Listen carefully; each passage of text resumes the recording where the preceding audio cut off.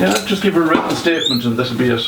What? Clancy, I'm no good at this. Jesus, right. Dad. Tom, just sit down. It's not me at all. Like, I don't care if it's you.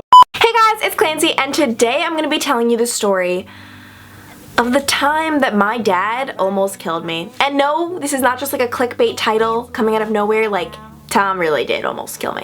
But with that being said, I, as a proud member of society of 2016, believe in the justice system, and I believe in the Supreme Court, and I believe in fairness and equality and justice. And so that is why it is not fair for me to come on here and tell a one-sided tale. That is why I've decided it is only right and fair and just to bring in the alleged perpetrator. So that's exactly what we're going to be doing today, guys. I'm going to be bringing in Tom into the hot seat and seeing, his side of the story. What exactly happened? What was going on in his mind at the time? Now, can you please state your name, age, and your favorite shape?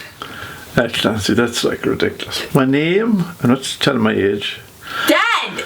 I'm 53. My name is Tom, and what else? Your favorite shape? What? And so if you clicked on this video expecting to just relax and listen to a story, then you, my friend, were sadly mistaken, because it is now your duty and your responsibility to deem Tom, my father, either guilty or not guilty. So I want you to listen carefully, listen closely, listen to both sides. You're now part of the jury. And when you listen to both sides completely, when you finish the whole video, it is your civic responsibility to leave a comment down below telling me, do you think he's innocent? Do you think he's guilty? What are your thoughts? Clearly, I'm kind of the prosecution. I'm like, yo, this man is guilty. And he's kind of the defense. He doesn't believe he's guilty. But you, my friend, will decide. So the year was 2011. And I was really hungry one night. And I was like, you know what? I really, really need a milkshake. I just needed a milkshake. And at the time, I did not drive. This is a key part of the story. I was 15 years old and I'd only started driving in parking lots. So my dad actually had only taken me like once or twice to a parking lot just to drive around, because in New York State, which is where I live, you can't get your license, or your permit rather, until you're 16. So I know it's different in other places, but I really didn't know what driving even was. So I scurried on downstairs and begged my dad to please take me to Carvel, to which the man obliged. And in that moment, guys, I'm thinking, wow, dad of the year. I have the best dad in the world. He's taking me to Carvel to get a chocolate milkshake. Life couldn't be better. Little did I know. So I hopped in the car and we drove to Carvel. And now one thing that's very important to know is that Carvel, for me, like the one near me, it's located not on like a hill, but like the earth is kind of elevated. The ground, what am I saying earth? But like the ground is kind of elevated so that the Carvel is kind of at the top.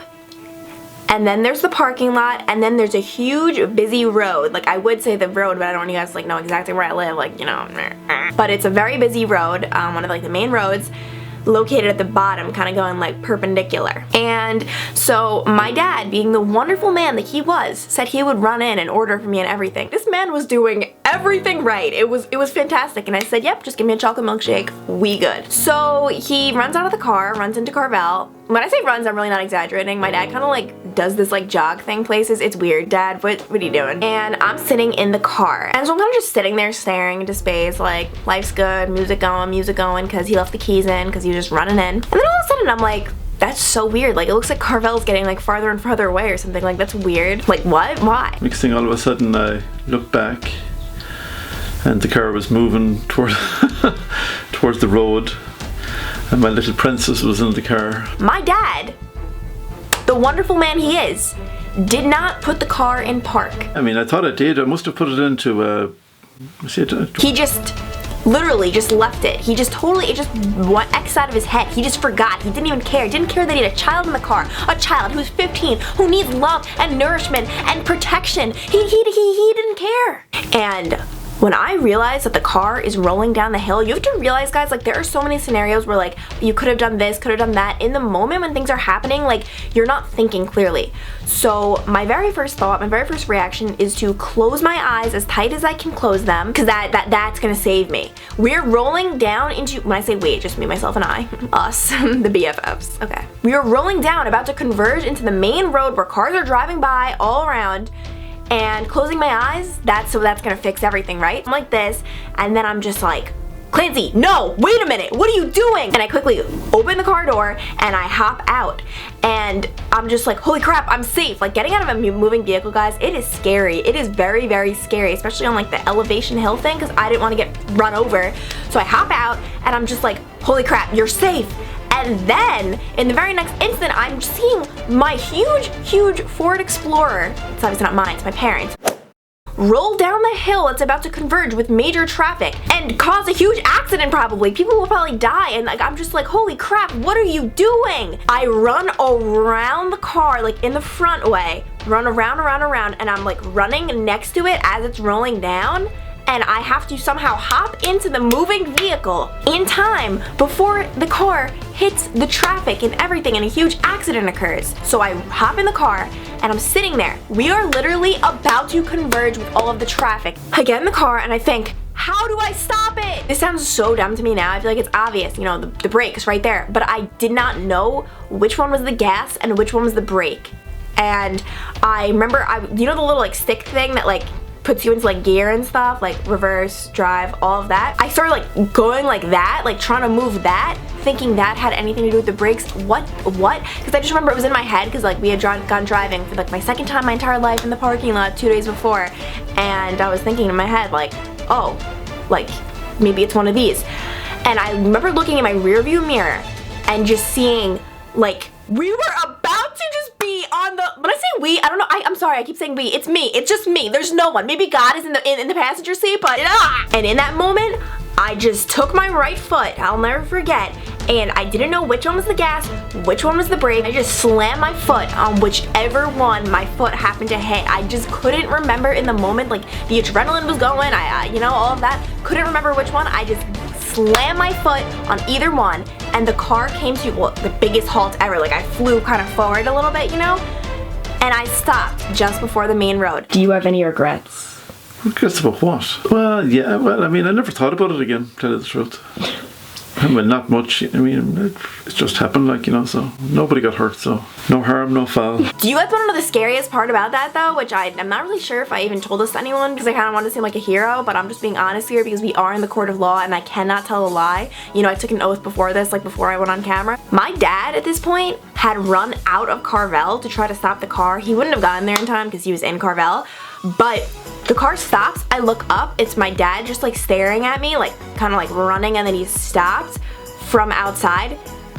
If I had hit the gas, which I didn't know which one was the gas, which one was the brakes, this was literally just luck and love and happiness and Jesus and God and butterflies, I would have killed my dad. Like, that is so scary to think about. He would have been a goner. You better believe that I never let my dad let that one down. He is yet to apologize, which is okay. And also, one thing that you might be thinking, which I've thought of to myself, like after this whole shabacle, is that why didn't I just kind of slip into the driver's seat rather than hop out of the car, go all the way around, hop into a moving vehicle, and then press the brakes? And it's because I just wasn't thinking. At first, my first instinct was just to save my life. Like, it's honestly, like, I'm not even joking right now, like survival mode, like I need to live. I need to live. And then after the fact, like, I'm safe, okay, now we have to like prevent other people from dying. I don't know, I'm laughing, okay. What do you have to say if you were to say something to the victim? Why, what happened to you? You didn't hit anything. It was a lot of PTSD and emotional trauma. So. Get over it. What? Get over it. That's all you have to say? Yeah. PSD, will you stop? PTSD. PTSD. Give me a break. But yeah, so I hope you guys enjoyed this video, and now it's your time to talk. I want to hear from every single one of you in a comment down below. What are your thoughts? Is Tom guilty? Is he innocent? We shall see. It is up to you guys to decide, and I'm literally curious, and so yeah. But yeah, let me know if you like my Clancy's Confessions. I haven't done one of these in forever. I love doing them though. And if you're new to my channel, this is like the first time you're seeing my face, what's up? I mean, we already just did a whole story together, but I hope you stick around and hit the subscribe button down below to see other videos of mine, and also stay up to date on social media. So all links will be down below. I'm gonna go, but I hope you guys enjoyed, and I'll talk to you later. Bye.